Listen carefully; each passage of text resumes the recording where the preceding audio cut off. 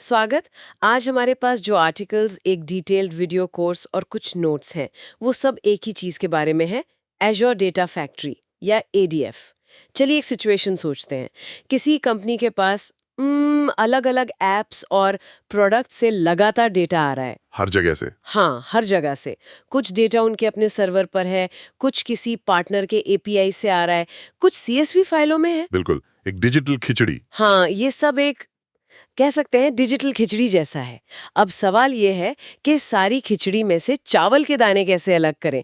मतलब इस सारे डेटा को मैनेज, ट्रांसफॉर्म और स्टोर कैसे करें ताकि उससे कोई बिजनेस इंसाइट निकाली जा सके। हम्म। आज का हमारा मिशन यही समझना है।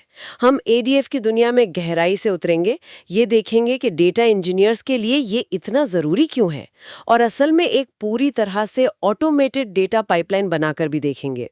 तो चलिए इसे खोलकर समझते हैं। बिल्कुल। और आपने जो खिचड़ी वाला उदाहरण दिया वो एकदम सही है।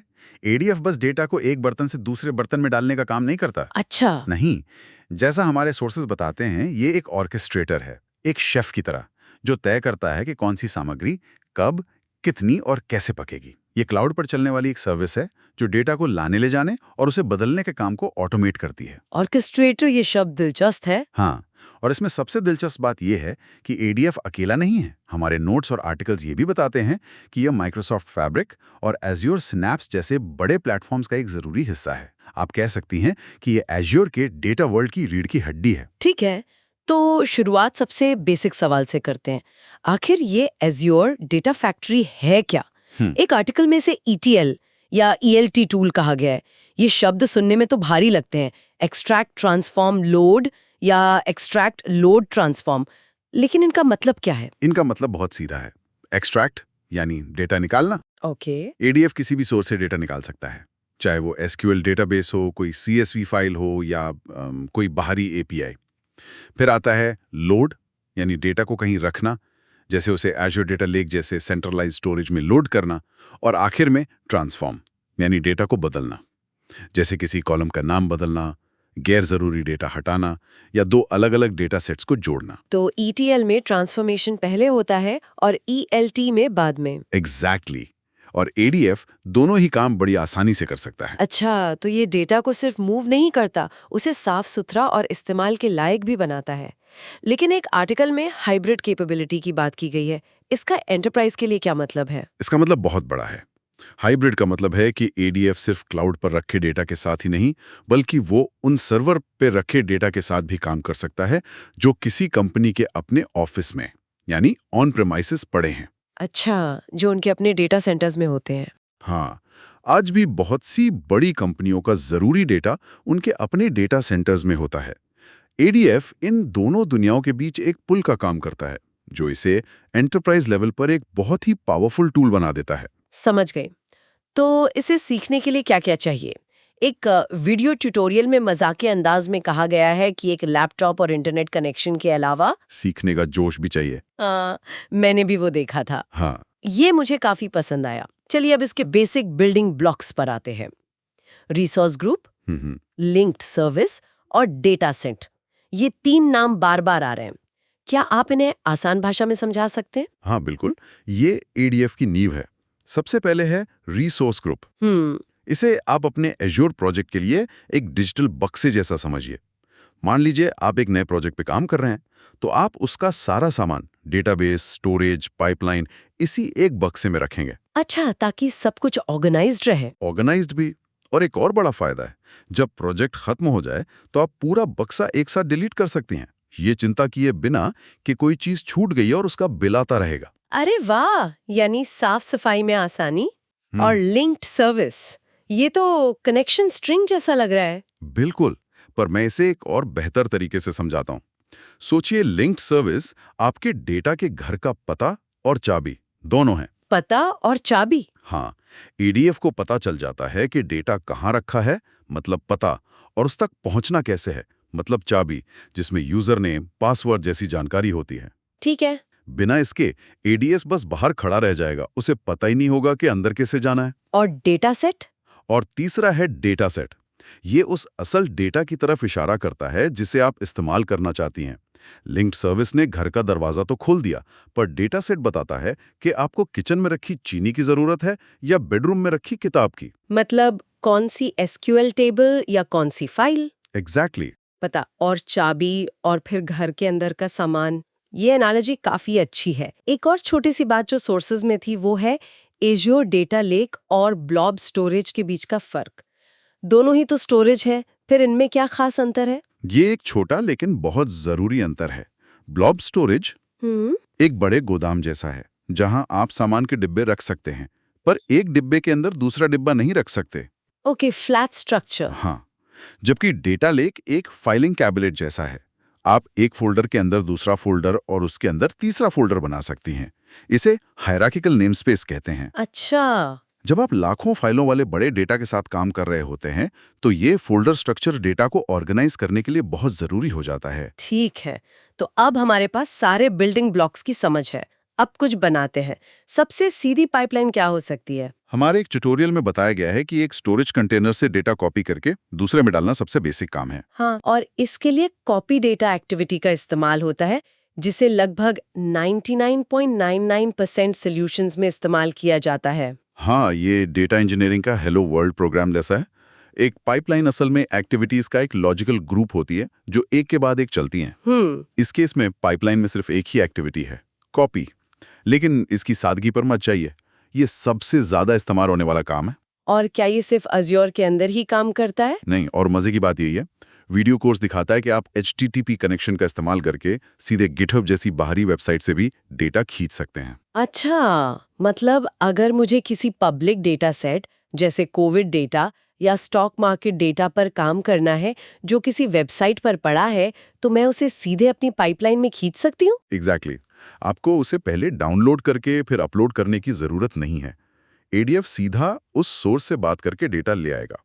ये असल दुनिया में बहुत काम आता है, क्योंकि प्रैक्टिकली डेटा अक्सर बाहर के सिस्टम्स में ही पड़ा होता है। ठीक है, तो एक फाइल को एक जगह से दूसरी जगह कॉपी करना तो समझ आ गया। ये तो बिल्कुल सीधा है। लेकिन असल दुनिया में चीजें इतनी साफ सुथरी नहीं होती। कभी नहीं। अक्सर एक ही फोल्डर में दर्जनों फाइलें पड़ी होती हैं और हमें सिर्फ काम की फाइलें चाहिए होती हैं। जैसे हमारे एक सोर्स में उदाहरण है कि एक फोल्डर में factsales1.csv, dimcustomer.csv, tempfile.txt जैसी कई फाइलें। हाँ, और रिपोर्टिंग टीम को सिर्फ फैक्ट वाली फाइलें चाहिए। बिल्कुल, उस गंदगी को कैसे साफ करेंगे? बहुत अच्छा सवाल है, और यहीं से ADF की असली ताकत यानी ऑर्केस्ट्रेशन सामने आती है। आप सिर्फ एक एक्टिविटी नहीं चलाती, बल्कि कई एक्टिविटीज को जोड़कर एक इंटेलिजेंट वर्कफ्लो बनाती है। तो इसका पहला स्टेप क्या होगा? इस प्रॉब्लम को सॉल्व करने के लिए हमें कई कदम उठाने होंगे। सबसे पहला काम है गेट मेटा डेटा एक्टिविटी का इस्तेमाल करना। ये एक्टिविटी उस फोल्डर के अंदर झांककर उसमें मौजूद सभी फाइलों और फोल्डर्स की एक लिस्ट बना लेती है। ओके, तो गेट मेटा डेटा ने हमें फाइलों की एक लिस्ट दे दी, लेकिन ये तो सिर्फ लिस्ट है। ADF को कैसे पता चलेगा कि इस लिस्ट की हर एक फाइल के साथ कुछ करना है? क्या हमें हर फाइल के लिए अलग से एक कॉपी एक्टिविटी बनानी होगी? अगर 100 फाइलें हुई तो? नहीं, यहीं पर जादू होता है। इसके लिए हम फॉर ईच एक्टिविटी का इस्तेमाल करते हैं। ये एक लूप की तरह है। लूप, ओके, आप इसे गेट मेटा डेटा से मिली फाइलों की लिस्ट दे देते हैं और ये एक एक करके हर फाइल पर काम करता है। अब लूप के अंदर हम अपना लॉजिक लगाते हैं। और लॉजिक ये है कि फाइल का नाम फैक्ट से शुरू होना चाहिए। बिल्कुल। तो फॉर ईच लूप के अंदर हम एक इफ कंडीशन एक्टिविटी डालते हैं। ये जांचती है कि क्या मौजूदा फाइल का नाम फैक्ट से शुरू हो रहा है। अच्छा। और अगर जवाब हाँ है, तो इसके अंदर रखी कॉपी एक्टिविटी चलती है और उस फाइल को एक नए रिपोर्टिंग फोल्डर में कॉपी कर देती है। और अगर ना है तो कुछ नहीं होता और लूप अगली फाइल पर चला जाता है। इस तरह सिर्फ काम की फाइलें ही कॉपी होती हैं। वाह, तो ये एक मिनी प्रोग्राम जैसा बन गया, वो भी बिना कोड लिखे। एक और टर्म जो यहाँ इस्तेमाल हुई है वो है पैरामीटराइज्ड डेटा सेट्स। इसका क्या रोल है? इसका रोल बहुत अहम है। पैरामीटर्स आपके वर्कफ्लो को लचीला और दोबारा इस्तेमाल करने लायक बनाते हैं। कैसे? सोचिए, अगर आप कॉपी एक्टिविटी में फाइल का नाम हार्ड कोड कर दें, तो वो हमेशा एक ही फाइल कॉपी करेगी। लेकिन यहाँ फॉर ईच लूप हर बार एक नया फाइल नेम देता है। हम इस डायनामिक फाइल नेम को एक पैरामीटर के जरिए कॉपी एक्टिविटी को पास करते हैं। इससे वही एक कॉपी एक्टिविटी हर फैक्ट फाइल को कॉपी कर पाती है, चाहे उसका नाम कुछ भी हो। ठीक है, तो अब हम सही फाइलों को सही जगह पर ले जा रहे हैं।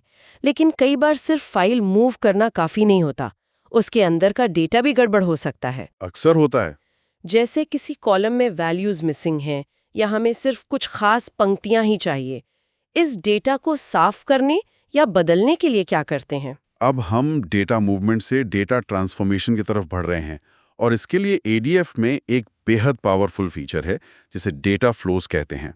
Data flows. इसे आप एक visual drag and drop interface समझिए, जहां आप बिना कोड लिखे डेटा को बदल सकती हैं। लेकिन पर्दे के पीछे ये अपाचे स्पार्क जैसी बहुत ही शक्तिशाली टेक्नोलॉजी का इस्तेमाल करता है। एक मिनट, अपाचे स्पार्क, ये तो बिग डेटा प्रोसेसिंग के लिए एक इंडस्ट्री स्टैंडर्ड है, लेकिन इसे इस्तेमाल करना काफी जटिल हो सकता है। हो सकता है।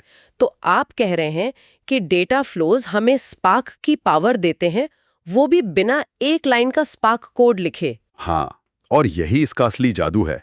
ये डेटा इंजीनियरिंग को एक तरह से डेमोक्रेटाइज करता है। डेमोक्रेटाइज मतलब अब कोई बिजनेस एनालिस्ट या कोई भी जिसे बिजनेस लॉजिक की समझ है, वो बड़े डेटा पर जटिल ट्रांसफॉर्मेशंस कर सकता है, जिसके लिए पहले स्पेशलिस्ट स्पार्क डेवलपर्स की जरूरत पड़ती थी। ये सुनने में तो बहुत अच्छा लगता है कि बिना कोड के सब हो जाता है, लेकिन क्या ये वाकई उतना पावरफुल है?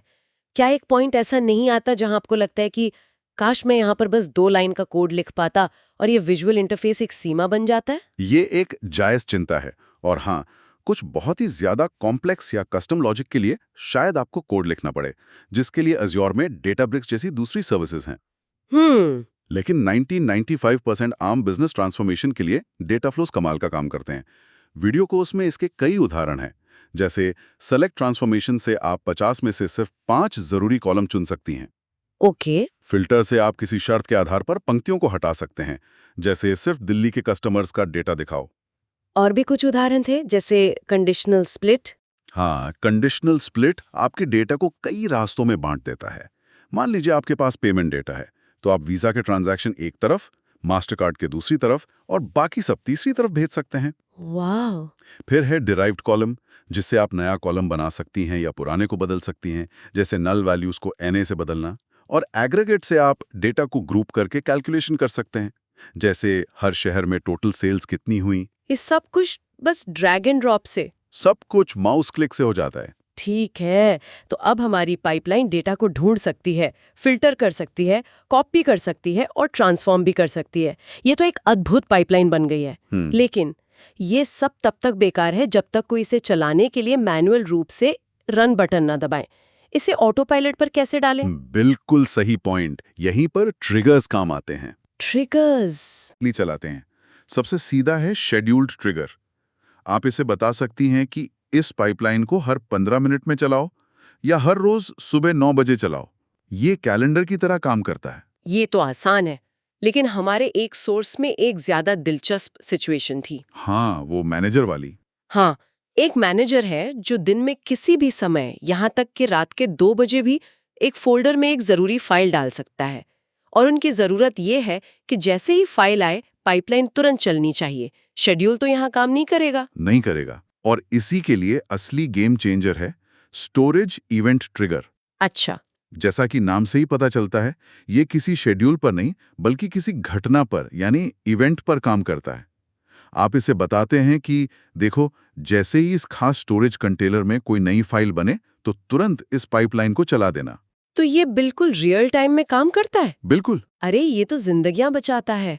मुझे याद है एक प्रोजेक्ट था जहां हमें देर रात तक जागना पड़ता था, क्योंकि क्लाइंट किसी भी समय फाइल भेज देता था और हमें उसे तुरंत प्रोसेस करना होता था। मैं समझ सकता हूँ। इवेंट ट्रिगर्स ने उस पूरी प्रक्रिया को ऑटोमेट कर दिया।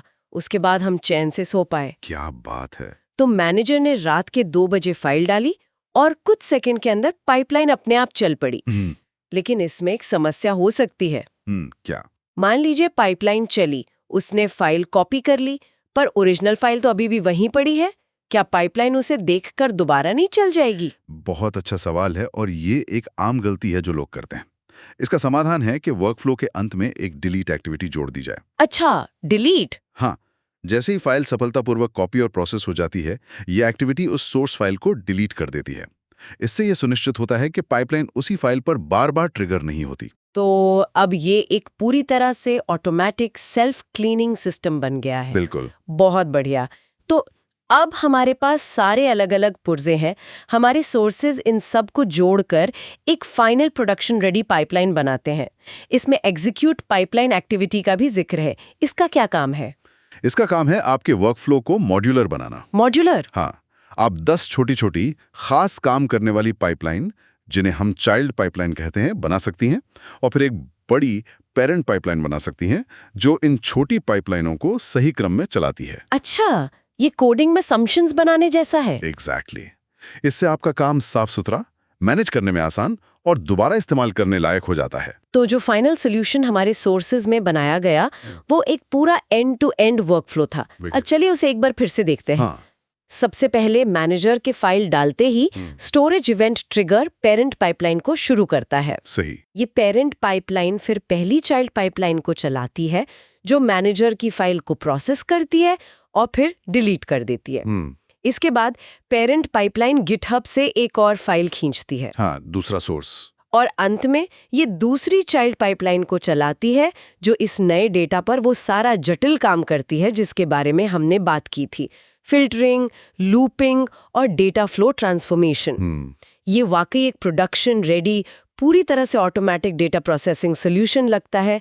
तो हमने ADF क्या है जैसे बेसिक सवाल से शुरुआत की और एक जटिल ट्रिगर पर चलने वाली end to end production pipeline बनाने तक का सफर तय किया।